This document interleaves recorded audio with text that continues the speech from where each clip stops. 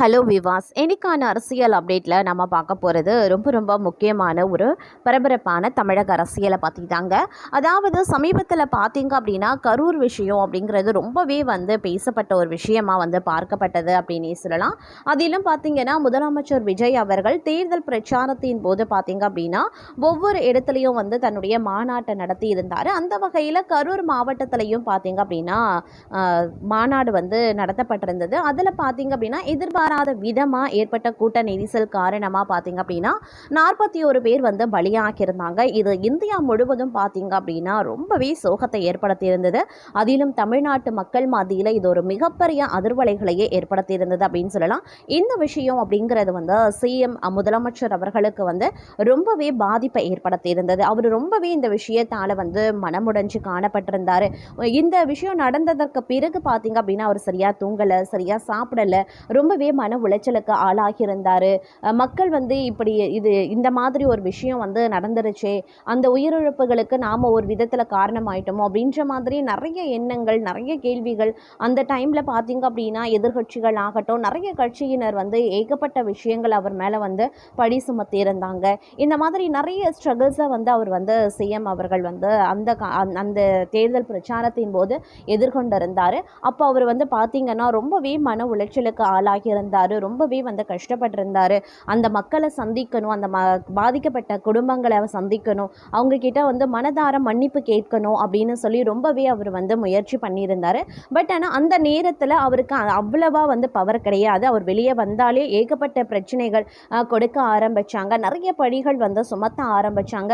So இதன் காரணமாக அவங்க பாதிக்கப்பட்ட மக்களை சந்திக்க போனால் அதையும் ஒரு பெரிய இஷ்யூ ஆக்குவாங்க, பெரிய பிரச்சனையாக வெடிக்க வைப்பாங்க. அப்படின்ற ஒரு காரணத்தினாலேயே அவர் பார்க்காம இருந்தார். பார்க்கணுன்னு ஒரு நிறைய ஆவல் கொண்டிருந்தாலும் அவர் பார்த்தீங்க அப்படின்னா ஒரு சிறிது நாட்களுக்கு பிறகு அந்த குடும்பங்களை கரூரில் போய் இல்லாமல் தனியாக ஒரு தனியார் ஹோட்டலில் தங்க வச்சு ஒவ்வொரு குடும்பத்திற்காக ஆறுதல் சொல்லி மன்னிப்பு கேட்டிருந்தார்.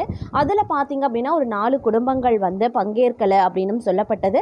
அந்த நேரத்தில் விஜய் அவர்கள் பார்த்தீங்க அப்படின்னா பாதிக்கப்பட்ட 41 குடும்பத்திற்கும் 20 லட்சம் ரூபாய் கொடுக்கணும் அப்படின்னு சொல்லி கொடுத்திருந்தாரு. அதில் அந்த 4 குடும்பங்கள் அந்த பணத்தை திருப்பி அனுப்பியிருந்ததும் அவர் ரொம்பவே பாதிக்க வச்சது, ரொம்பவே மன உளைச்சலுக்கு அவர் ஆளானார் அப்படின்னே சொல்லலாம். இந்த அளவுக்கு மக்கள் நம்மளை வெறுக்க ஆரம்பிச்சிடுவாங்களோ அப்படின்ற ஒரு பயமும், அதை தாண்டி அந்த உயிரிழப்புகள் அப்படிங்கிறது அவர் ரொம்பவே பாதித்தது அப்படின்னே கூட சொல்லலாம். தற்போது பார்த்திங்க அப்படின்னா அவர் அந்த அவ்வளோ ஸ்ட்ரகிள்ஸ், அவ்வளோ பிரச்சனைகளையும் கடந்து தமிழ்நாட்டில் பார்த்திங்க அப்படின்னா பல இடங்கள் 107 இடங்களில் அவர் வெற்றி பெற்று சில கூட்டணி கட்சி ஆதரவோடு பார்த்திங்க அப்படின்னா அவர் தற்போது சிஎம் ஆகியிருக்காரு. அதற்கு பிறகு பார்த்திங்க அப்படின்னா இந்த 9 மாத காலங்களுக்கு பிறகு கரூர் சம்பவம் அப்படிங்கிறது ஒரு மிகப்பெரிய அளவில் பேசுபொருளான பிறகு பார்த்தோம் அப்படின்னா அவர் அந்த குடும்பங்களுக்கு நிறைய விஷயங்களை நான் பண்ணித்தரேன், உங்களுடைய குடும்பத்தில் இருக்கக்கூடிய குழந்தைகளுடைய கல்வி செலவை பார்த்துக்கிறேன், அவங்களுக்கான அரசு குடும்பத்தில் ஒருத்தருக்கு கண்டிப்பான முறையில் அரசு பணி நியமனம் கொடுக்கப்படும், அவங்களுடைய கல்வி தகுதிக்கு ஏற்றவாறு கொடுக்கப்படும் அப்படின்னு அனௌன்ஸ் பண்ணியிருந்தார். அது பார்த்தீங்க அப்படின்னா தற்போது செயல்படுத்தவும் அவர் ஆரம்பிச்சிட்டாரு அப்படின்னே சொல்லலாம். கரூரில் பார்த்தீங்க அப்படின்னா இப்போ 2 நாட்களுக்கு முன்னாடி பார்க்கும் பொழுது கரூரில் அவர் மறுபடியும் கரூர் மக்களை சந்தித்திருந்தார். கரூரில் அந்த பாதிக்கப்பட்ட 41 குடும்பங்களையும் நேரில் அவங்களுடைய வீட்டுக்கே போய் நேரில் சந்தித்து ஆறுதல் கூறியதோடு அவர் பார்த்தீங்க அப்படின்னா நிறைய நல்ல விஷயங்களை சொல்லி வந்திருக்காரு. என்னை மன்னிச்சிடுங்க, நான் தெரிஞ்சோ தெரியாமலோ ஏதோ ஒரு விஷயம் காரணமாக இந்த உயிரிழப்பு ஏற்பட்டிருக்கிறது, அது என்னுடைய மாநாட்டில் நடந்தது அப்படிங்கிறது எனக்கு ரொம்பவே மன வருத்தத்தையும் ரொம்பவே கஷ்டத்தையும் அதை ஏற்படுத்தி இருந்தது. என்னுடைய தங்கை இறக்கும் போது நான் எப்படி ஃபீல் பண்ணேன், நான் எப்படி துடிச்சு போனேனோ அதே துடிப்பும் அதே ஒரு ஃபீலிங்கும் பார்த்திங்க அப்படின்னா இந்த 41 பேர் இறக்கக்கூடிய நிலையிலையும் எனக்கு இருந்தது அப்படின்னு அவர் வெளிப்படையாகவே சொல்லியிருந்தார். கரூரில் பார்த்திங்க அப்படின்னா ரொம்பவே அவர் ஆக்ரோஷமாக நிறைய விஷயங்களை பேசியிருந்தார். அந்த நேரத்தில் பார்த்திங்க அப்படின்னா சிஎம் ஏன் வாயை திறக்க மாட்டேங்கிறாரு, இந்த விஷயத்தில் ஏன் மௌனம் சாதிக்கிறாரு, அப்படின்ற மாதிரி நிறைய கேள்விகள் சமூக வலைதளங்கள்லேயே நம்ம பார்த்துருப்போம். நிறைய பேர் வந்து அரசியல் கட்சி தலைவர்களும் பார்த்தீங்க அப்படின்னா ஸ்ட்ரகிள்ஸ் கொடுத்துருந்தாங்க. நிறைய கேள்விகளை அடுக்கடுக்காக முன் வச்சுருந்தாங்க. அப்போ ரொம்பவே அவர் வந்து மன உளைச்சலில் இருந்ததுனால அவரால் சடனாக எந்த ஒரு பதிலோ இல்லை பேசவோ வந்து முடியல அப்படின்னே சொல்லலாம். தற்போது அதற்கான ஒட்டுமொத்த பதிலாக பார்த்தீங்க அப்படின்னா அவர் வந்து தற்போது இந்த கரூரில் வந்து அவர் வந்து பேசியிருக்காரு. நான் மௌனம் சாதித்ததற்கான காரணம் இதுதான் அப்படின்னு சொல்லிட்டு நிறைய விஷயங்களை வந்து அவர் வந்து புட்டு வச்சார். அதாவது பிரச்சாரத்தில் இருந்த கரூர் சம்பவத்தில் இருந்து அதற்கு பிறகு அவர் முதலமைச்சராக ஆனதற்கு பிறகும் அவருக்கு கொடுக்கின்ற பிரச்சனைகள் முதற்கொண்டு பார்த்தீங்க அப்படின்னா விரிவாகவே அவர் வந்து சில விஷயங்களை ரொம்பவே டீட்டெயிலாகவே பேசியிருந்தார். இதனால் பார்த்தீங்க அப்படின்னா அவர் எந்த அளவுக்கு மக்களுடைய நலனுக்காக மக்களுக்காக வந்து தன்னையே தன்னுடைய 200 கோடி ரூபாய் சம்பளத்தையும் விட்டுட்டு மக்கள் ஒரு 2 லட்சம் ரூபாய் அந்த சம்பளத்திற்காக மக்களுக்கு நல்லது செய்யணும், மக்களுடைய வாழ்வாதாரம் நல்லா இருக்கணும் அப்படிங்கிறதுக்காக இங்கே வந்திருக்காரு. அதை வந்து மக்கள் புரிஞ்சுக்கிட்டாங்க அப்படின்ற ஒரு நினைவு அப்படிங்கிறது அவருக்கு வந்து ஒரு மிகப்பெரிய ஆறுதலாகவே இருந்தது அப்படின்னே சொல்லலாம். கரூர் மக்களும் பார்த்தீங்க அப்படின்னா நிலவரத்தை புரிஞ்சுக்கிட்டு அவருக்கு வந்து ரொம்பவே வந்து சப்போர்ட் பண்ணியிருந்தாங்க. ரொம்பவே அவருக்கு வந்து ஆறுதலும் வந்து கூறியிருந்தாங்க அப்படின்னே சொல்லப்பட்டதுங்க. இந்த சம்பவம் கரூர் மக்கள் ஆகட்டும் இவ்வளோ பெரிய துயர சம்பவத்தில் இருந்து நான் இவ்வளோ சீக்கிரம் வந்து மீண்டு வர்றதுக்கும் அடுத்தடுத்த ஸ்டெப்ஸை வந்து நான் தைரியமாக எடுக்கிறதுக்கும் தமிழ்நாட்டு மக்கள் எனக்கு ரொம்பவே வந்து ஆறுதலாகவும் உறுதுணையாகவும் இருக்காங்க. அப்படி இருக்கக்கூடிய மக்களுக்காக நான் நிச்சயம் நிற்பேன் அப்படின்னு வந்து சொல்லியிருந்தார்.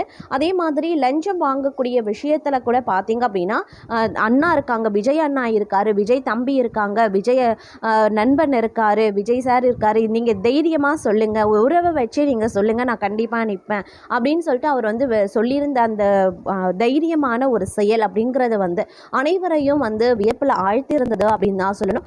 என் பேரை சொல்லுங்கள், கண்டிப்பாக அந்த இடத்துல யாரும் லஞ்சம் வாங்க மாட்டாங்க, மீறி கேட்குறாங்க அப்படின்னா கொடுக்க முடியாது, நான் விஜய் அண்ணா கிட்ட சொல்லுவேன் அப்படின்னு தைரியமாக சொல்லுங்கள் அப்படின்னு சொல்லிட்டு அவர் சொன்ன அந்த விஷயம் மக்கள் மத்தியில் மிகப்பெரிய அளவில் ஆதரவை பெற்றிருந்தது அப்படின்னே சொல்லலாம். அது மட்டும் இல்லாமல் கரூர் மக்களும் பார்த்தீங்க அப்படின்னா அவர் மீது வந்து அளவு கடந்த ஒரு மதிப்பையும் மரியாதையும் ஒரு அன்பும் வைத்திருக்கிறதையும் வந்து சமீபத்தில் நடந்த அந்த கரூர் மீட்டிங்கில் வந்து நம்மளால் பார்க்க முடிஞ்சது அப்படின்னு தான் சொல்லணும். இந்த விஷயம் தற்போது பார்த்தீங்க அப்படின்னா ரொம்பவே வந்து சில விஷயங்களை பார்க்கும்போது அவருடைய வாழ்க்கையில் வந்து புதாகரமாக விடைச்சிருந்தாலும் இப்போ வந்து பார்த்தீங்க அப்படின்னா கரூர் மக்கள் வந்து இப்போ வந்து கரூர் மக்களை சார்ந்தவங்களுக்கு வந்து 15,300 பேருக்கு பார்த்தீங்க அப்படின்னா வேலை நியமனம் வந்து கரூர் மக்களுக்கு வந்து கொடுக்கப்படுவதாக வந்து ஒரு அறிவிப்பு வெளியாகியிருந்தது.